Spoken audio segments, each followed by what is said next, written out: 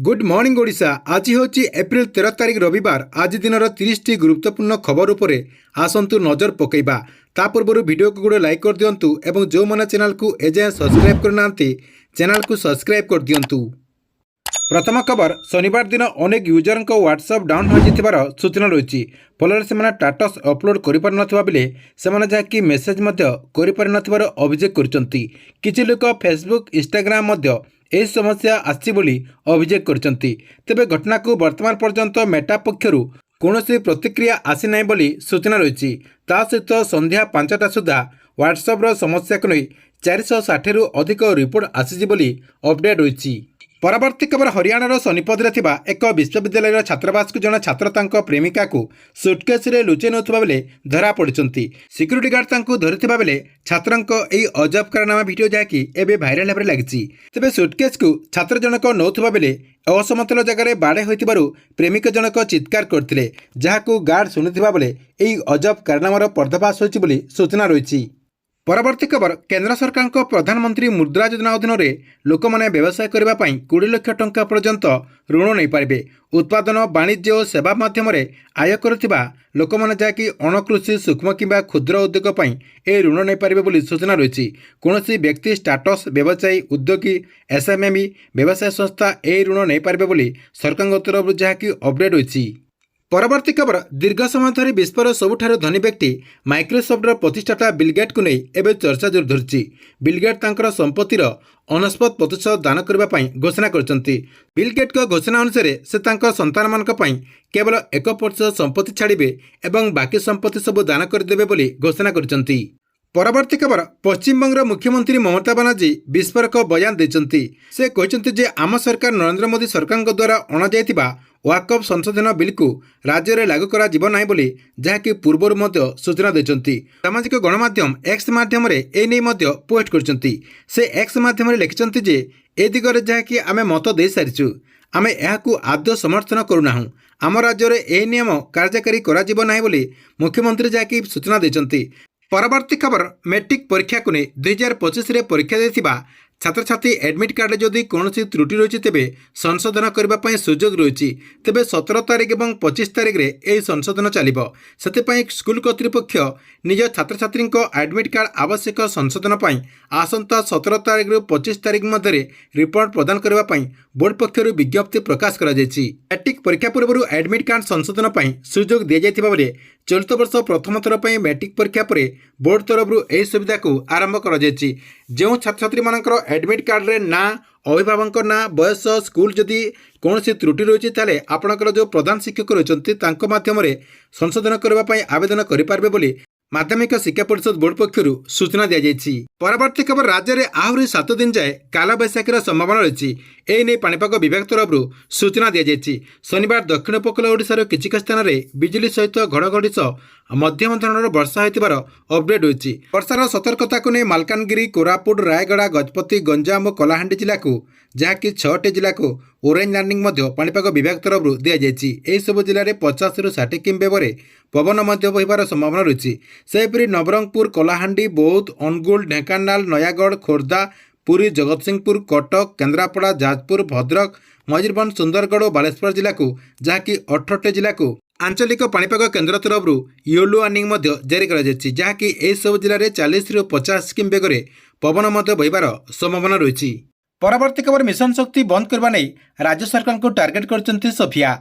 आज जहाँकि 70 लाख मिशन शक्ति महिला को बीजेपी सरकार जहाँकि दौड़ुंट बोली समालोचना करछंती कांग्रेस विधायिका सोफिया फिरदौस। एसएचजी पुनर्गठन निष्पत्ति को कड़ा समालोचना करके सोफिया कहते जे महिला को भोट बैंक हिसाब से व्यवहार करा जाउची। मिशन शक्तिर यही टीम लीडर माने सुभद्रा ठारू अन्य सरकारी योजना एवं भी सेमाने जहाँकि काम करछंती। आज बीजेपी सरकार सेमान को बाहर करदेले सेमाने जीवे कुआडे। आज भी 70 लाख मिशन शक्ति महिला को डरुंट बोली जहाँकि सोफिया कहते। सहित से कहते जे यही महिला माने जहाँकि भोट दे सेमान को सरकार को आनिचंती। तेबे सरकार को आसिला परे सेमाने कहीं एमान को प्रतारण करने प्रयास करछंती। एही महिला को सशक्त करने सरकार पदक्षेप नियंतु, पुराना सदस्य मानक रखंतु और नुआ सदस्य मानक मध्य सामिल करंतु।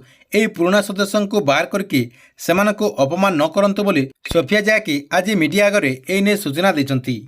ପରବର୍ତ୍ତୀ ଖବର ଏପ୍ରିଲ 1 ତାରିଖରୁ ଆରମ୍ଭ ହୋଇଛି ନୂଆ ଶିକ୍ଷାବର୍ଷ। ନୂତନ ଶିକ୍ଷାବର୍ଷରେ 6ରୁ 14 ବର୍ଷରେ କେଉଁ ପିଲାମାନେ ନାମ ଲେଖାଇ ନାହାନ୍ତି, କେଉଁମାନେ ଅଧାରୁ ପାଠ ଛାଣିକି ଡ୍ରପ୍ ଆଉଟ୍ ଅଛନ୍ତି, ତାର ରିପୋର୍ଟ ଦେବା ପାଇଁ ଓଡ଼ିଶା ବିଦ୍ୟାଳୟ ଶିକ୍ଷା କାର୍ଯ୍ୟକ୍ରମ ପ୍ରାଧିକରଣ ବା ଓସେବା ପକ୍ଷରୁ ସମସ୍ତ ଜିଲ୍ଲାପାଳମାନଙ୍କୁ ନିର୍ଦ୍ଦେଶ ଦିଆଯାଇଛି। ଜରୁରୀକାଳୀନ ଭାବେ କେନ୍ଦ୍ର ସରକାରଙ୍କ ତରଫରୁ ପ୍ରବନ୍ଧ ପୋର୍ଟାଲରେ ଏହାର ତଥ୍ୟକୁ ଦାଖଲ କରିବା ପାଇଁ କୁହାଯାଇଛି। ନୂଆ ଶିକ୍ଷାବର୍ଷ ଆରମ୍ଭ ହେବା ସହିତ 2 ତାରିଖରୁ ଖୋଳିଛିଆ କାର୍ଯ୍ୟକ୍ରମ ଓ ଉତ୍ସବ କରାଯାଇଥିଲା। ନୂଆକରି ସ୍କୁଲରେ ପିଲାମାନଙ୍କର ନାମ ଲେଖାଯାଇଛି। ଶିକ୍ଷା ଅଧିକାର ଆଇନ 2009 ଓ ଜାତୀୟ ଶିକ୍ଷାନୀତି 2020 ଅନୁସାରେ 5 ବର୍ଷରୁ 6 ବର୍ଷ ପିଲାମାନଙ୍କୁ ଶିଶୁ ବାଟିକା ଓ 6 ବର୍ଷରୁ ଅଧିକ ପିଲାମାନଙ୍କୁ ପ୍ରଥମ ଶ୍ରେଣୀରେ ନାମ ଲେଖାଇବା ପାଇଁ ନିୟମ ରଖାଯାଇଛି। ପରବର୍ତ୍ତୀ ଖବର ସୁପ୍ରିମକୋର୍ଟରୁ ଏକ ବଡ଼ ଖବର ସାମ୍ନାକୁ ଆସିଛି। ସୁପ୍ରିମକୋର୍ଟ ଏକ ମାମଲାକୁ ନେଇ ଦେଶର ରାଷ୍ଟ୍ରପତିଙ୍କ ପାଇଁ ମଧ୍ୟ ସମୟସୀମା ଯାହାକି ସ୍ଥିର କରିଛନ୍ତି। ରାଜ୍ୟପାଳଙ୍କ ତରଫରୁ ରାଷ୍ଟ୍ରପତିଙ୍କୁ ପଠାଯାଇଥିବା ବିଲ୍ ଉପରେ ରାଷ୍ଟ୍ରପତି ଯାହାକି 3 ମାସ ମଧ୍ୟରେ ନିଷ୍ପତ୍ତି ନେବା ପାଇଁ ବାଧ୍ୟତାମୂଳକ ବୋଲି ପ୍ରଥମ ଥର ପାଇଁ ସୁପ୍ରିମକୋର୍ଟ ରାଷ୍ଟ୍ରପତିଙ୍କୁ ଯାହାକି ନିର୍ଦ୍ଦେଶ ଦେଇଛନ୍ତି। ପରବର୍ତ୍ତୀ ଖବର ସିଧାସଳଖ ସେ ରାଜନୀତିକୁ ଆଉ ଆସିବେନି, କିନ୍ତୁ ରାଜନୀତି କରିବେ। ଖାତା ଖତିଆନରେ ତାଙ୍କର ନାଁ ରହିବନି, କିନ୍ତୁ ତାଙ୍କ ଇସାରାରେ ସବୁ ଚଲିବ। ଏବେ ଯାହାକି ନବୀନ ନିବାସରୁ এই ନେଇ ଗୋଟିଏ ବହୁତ ବଡ଼ ଖବର ସାମ୍ନାକୁ ଆସିଛି। ନବୀନ ପଟ୍ଟନାୟକଙ୍କ ଉତ୍ତରାଧିକାରୀ ହେବେ ପାଣ୍ଡିଆନଙ୍କ ପତ୍ନୀ ସୁଜାତା କାର୍ତ୍ତିକେୟନ। ଦଳ ଭିତରେ ପାଣ୍ଡିଆନ ବିରୋଧରେ ସ୍ୱର ତୀବ୍ର ହେଉଥିବା ବେଳେ ବିଜେଡି ରାଜନୀତିରେ ନୂଆ ଗୋଟି ଚଲାଉଛନ୍ତି ପାଣ୍ଡିଆନ ବୋଲି ଜଣାପଡ଼ିଛି। ନିକଟରେ ଆଇଏଏସ୍ ଚାକିରିରୁ ଭିଆର୍ଏସ୍ ନେଇଥିବା ସୁଜାତା ଯାହାକି ରାଜନୀତି କରିବେ ବୋଲି ଜଣାପଡ଼ିଛି। ଯଦିଓ ଆନୁଷ୍ଠାନିକ ଭାବେ ଏ ସମ୍ପର୍କରେ କିଛି ଘୋଷଣା ହୋଇନାହିଁ, କିନ୍ତୁ ସେଥିପାଇଁ ସଜବାଜ ଆରମ୍ଭ ହୋଇଯାଇଛି। ଦଳର ସଭାପତି ନବୀନ ପଟ୍ଟନାୟକ ତାଙ୍କୁ ଯାହାକି ଉତ୍ତରାଧିକାରୀ ଭାବରେ ଦାୟିତ୍ୱ ଦେଇପାରନ୍ତି ବୋଲି ଯାହାକି କିଛି ମିଡିଆ ସୂତ୍ରରୁ ଜଣାପଡ଼ିଛି। ପରବର୍ତ୍ତୀ ଖବର ସିଏମ୍ କିଷାନ ଯୋଜନାକୁ ନେଇ ଦେଖନ୍ତୁ, ସିଏମ୍ କିଷାନ ଯୋଜନାର ଯେଉଁ ପରବର୍ତ୍ତୀ କିସ୍ତିର ଟଙ୍କା ରହିଛି ଆପଣମାନଙ୍କୁ ଯାହାକି ଏପ୍ରିଲ 30 ତାରିଖରେ ଅର୍ଥାତ୍ ଏଇ ଯେଉଁ ଆପଣଙ୍କର ଅକ୍ଷୟ ତୃତୀୟ ରହିଛି, এই ଅକ୍ଷୟ ତୃତୀୟରେ ମିଳିବାକୁ ଯାଉଛି। ଦେଖନ୍ତୁ, ଯେଉଁମାନେ ବି ସିଏମ୍ କିଷାନ ଯୋଜନା ଅଧୀନରେ এই ଅକ୍ଷୟ ତୃତୀୟା ଦିନ ଟଙ୍କା ପାଇବା ପାଇଁ ଚାହୁଁଛନ୍ତି ସେମାନଙ୍କୁ ଯାହାକି 5ଟି କାମ କରିବାକୁ ପଡ଼ିବ। କେଉଁ 5ଟି କାମ କରିବାକୁ ପଡ଼ିବ ଏବଂ ଏ ନେଇ କ'ଣ ତଥ୍ୟ ରହିଛି ଆମର এই ଚ୍ୟାନେଲରେ ଅଲରେଡ଼ି ଆଉ ଗୋଟିଏ ଆପଣଙ୍କର ଭିଡ଼ିଓ ରହିଛି, ଯାହାକି ଆପଣ ସେ ଭିଡ଼ିଓଟିକୁ ଦେଖିଦେଲା ପରେ ସେଇ 5ଟି କାମ କରିଦିଅନ୍ତୁ। 5ଟି କାମ କରିଦେଲା ପରେ ସିଏମ୍ କିଷାନ ଯୋଜନା ଅଧୀନରେ ଆପଣ ଯାହାକି ନିଶ୍ଚୟ 2000 ଟଙ୍କା ପାଇପାରିବେ ବୋଲି ଅପଡେଟ୍ ହୋଇଛି। ପରବର୍ତ୍ତୀ ଖବର ସୁଭଦ୍ରା ଯୋଜନାକୁ ନେଇ ଦେଖନ୍ତୁ, ସୁଭଦ୍ରା ଯୋଜନାରେ ମଧ୍ୟ ଆପଣମାନଙ୍କୁ ଯାହାକି ଏପ୍ରିଲ 22 ତାରିଖ କିମ୍ବା 23 ତାରିଖରେ ପୁଣି ଥରେ ଯାହାକି ଟଙ୍କା ଦିଆଯିବ। ସେଥିପାଇଁ ସରକାରଙ୍କ ତରଫରୁ ଆପଣଙ୍କର 1,70,000 ହିତାଧିକାରୀଙ୍କୁ ପୁଣି ଥରେ ଯାହାକି ସାମିଲ କରାଯିବ, କିନ୍ତୁ ଆପଣଙ୍କର ସର୍ଭେ ହେବ ଯାହାକି ଏପ୍ରିଲ 14 ତାରିଖରୁ ସର୍ଭେ କରାଯିବ। ଏପ୍ରିଲ 14 ତାରିଖରେ ଯେଉଁମାନେ ବି ଯୋଗ୍ୟ ହୋଇଥିବେ ଆପଣଙ୍କର ଯାହା ବି ତ୍ରୁଟି ରହିଛି, କାହିଁକିନା 1,70,000 ହିତାଧିକାରୀଙ୍କୁ ଯେଉଁ ସୁଭଦ୍ରା ଯୋଜନା ଅଧୀନରେ ଯେଉଁ ବାଦ୍ ଦିଆଯାଇଛି ସେମାନଙ୍କର ତ୍ରୁଟି ରହିଛି, ସେ ତ୍ରୁଟିଟିକୁ ସମାଧାନ କରିଦେଲା ପରେ ସେମାନଙ୍କୁ ଯାହାକି ପୁଣି ଥରେ ଆପଣଙ୍କର ଏ ଯେଉଁ ସୁଭଦ୍ରା ଯୋଜନା ରହିଛି ସୁଭଦ୍ରା ଯୋଜନା ଅଧୀନରେ ସାମିଲ କରାଯିବ ଏବଂ ସେମାନଙ୍କୁ ସରକାରଙ୍କ ତରଫରୁ ପୁଣି ଥରେ ଯାହାକି 5,000 ଟଙ୍କା ଲେଖାଏଁ ଦିଆଯିବ ବୋଲି ଅପଡେଟ୍ ହୋଇଛି। ପରବର୍ତ୍ତୀ ଖବର ଦେଖନ୍ତୁ, ଆୟୁଷ୍ମାନ କାର୍ଡକୁ ନେଇ ଗୋଟେ ବହୁତ ବଡ଼ ଅପଡେଟ୍ ହୋଇଛି। ଆୟୁଷ୍ମାନ କାର୍ଡ ଛପାଇବା ପାଇଁ ସରକାରଙ୍କ ତରଫରୁ ଯାହାକି ରାଜକୋଷରୁ 400 କୋଟି ଟଙ୍କା ଖର୍ଚ୍ଚ କରିବାକୁ ପଡ଼ିବ। କେବଳ ପ୍ଲାଷ୍ଟିକ୍ ଖୋଲ ପାଇଁ 12 କୋଟି ଟଙ୍କା ଖର୍ଚ୍ଚ କରିବେ ବୋଲି ଜଣାପଡ଼ିଛି, ଯାହାକୁ ନେଇ ବିଜେପିକୁ ଟାର୍ଗେଟ୍ କରିଛି ବିଜେଡି ବୋଲି ଏବେ ଯାହାକି ସବୁଆଡ଼େ ଚର୍ଚ୍ଚା ହେଉଛି। ପରବର୍ତ୍ତୀ ଖବର, ରାଜ୍ୟରେ 2 ମାସ ଭିତରେ 1,60,000 ହିତାଧିକାରୀଙ୍କୁ ଘର ଦିଆଯିବ ବୋଲି ପଞ୍ଚାୟତିରାଜ ମନ୍ତ୍ରୀ ରବୀନ୍ଦ୍ର ନାରାୟଣ ନାଗ ଯାହାକି ସୂଚନା ଦେଇଛନ୍ତି। ସେ କହିଛନ୍ତି ଯେ ଯେଉଁମାନେ ବି ଯୋଗ୍ୟ ଅଟନ୍ତି ସେମାନଙ୍କୁ ଯାହାକି ସରକାରଙ୍କ ତରଫରୁ ସମସ୍ତଙ୍କୁ ଯାହାକି 2 ମାସ ଭିତରେ ଘର ଦିଆଯିବ ବୋଲି ରାଜ୍ୟ ସରକାର ଯାହାକି ଲକ୍ଷ୍ୟ ରଖିଛନ୍ତି ବୋଲି ମାନ୍ୟବର ମନ୍ତ୍ରୀ ଯାହାକି ସୂଚନା ଦେଇଛନ୍ତି। ପରବର୍ତ୍ତୀ ଖବର, ଆୟୁଷ୍ମାନ କାର୍ଡକୁ ନେଇ ଦେଖନ୍ତୁ, ଯେଉଁମାନେ ଇନକମ୍ ଟ୍ୟାକ୍ସ ବୁଝୁଛନ୍ତି ସେମାନେ ମଧ୍ୟ ଆୟୁଷ୍ମାନ କାର୍ଡ ପାଇପାରିବେ। ଏହା ସହିତ ଯେଉଁମାନଙ୍କ ପାଖରେ ରାସନ କାର୍ଡ ନାହିଁ ସେମାନେ ମଧ୍ୟ ଆୟୁଷ୍ମାନ କାର୍ଡ ପାଇପାରିବେ। ତା ସହିତ ମାନ୍ୟବର ମୁଖ୍ୟମନ୍ତ୍ରୀ ମୋହନ ଚରଣ ମାଝୀ କହିଛନ୍ତି ଯେ ଯେଉଁମାନେ କ୍ୟାନ୍ସର ରୋଗୀ ଅଛନ୍ତି ସେମାନେ ମଧ୍ୟ ଆୟୁଷ୍ମାନ କାର୍ଡର ଲାଭ ପାଇପାରିବେ। ଆପଣଙ୍କ ପାଖରେ ଯେଉଁ ହସ୍ପିଟାଲ ରହିଛି ତା ସହିତ କ୍ୟାନ୍ସରକୁ ନେଇ ଯେଉଁ ଜାଗାରେ ଆପଣଙ୍କର ବଡ଼ ହସ୍ପିଟାଲ ରହିଛି ସେହି ହସ୍ପିଟାଲକୁ ଯାଇକି ଆପଣମାନେ ଯାଇକି ମାଗଣାରେ ୟାର ଟ୍ରିଟମେଣ୍ଟ ପାଇପାରିବେ ବୋଲି ମାନ୍ୟବର ମୁଖ୍ୟମନ୍ତ୍ରୀ ମୋହନ ଚରଣ ମାଝୀ এই ନେଇ ଘୋଷଣା କରିଛନ୍ତି।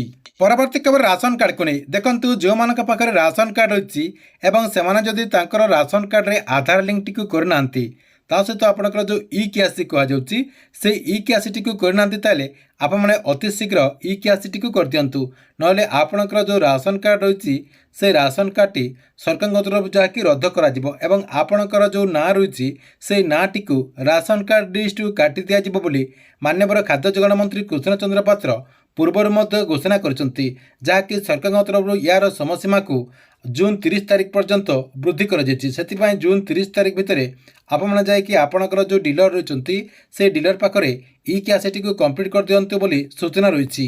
ଠିକ୍ ଅଛି, ଏଥିଲା ଆପଣଙ୍କ ପାଇଁ ଆଜି ଦିନର 30ଟି ବଡ଼ ଖବର। ଆପଣଙ୍କ ଭିଡ଼ିଓ କେମିତି ଲାଗିଲା କମେଣ୍ଟ ବକ୍ସରେ ନିଶ୍ଚୟ ଗୋଟେ କମେଣ୍ଟ କରନ୍ତୁ ଏବଂ ପ୍ରତ୍ୟେକ ଦିନ ଦେଶ ବିଦେଶର ସହିତ ଓଡ଼ିଶାର ବଡ଼ ଖବରଗୁଡ଼ିକ ଜାଣିବା ପାଇଁ ଚାହୁଁଥିଲେ ଏହି ଚ୍ୟାନେଲଟିକୁ ଆପଣ ରେଗୁଲାର ଦେଖୁଥାନ୍ତୁ, ଯାହାଦ୍ୱାରା ଆପଣ ଦେଶ ବିଦେଶର ବଡ଼ ଖବରଗୁଡ଼ିକ ଏହି ଚ୍ୟାନେଲ ମାଧ୍ୟମରେ ସର୍ବପ୍ରଥମେ ଜାଣିପାରିବେ।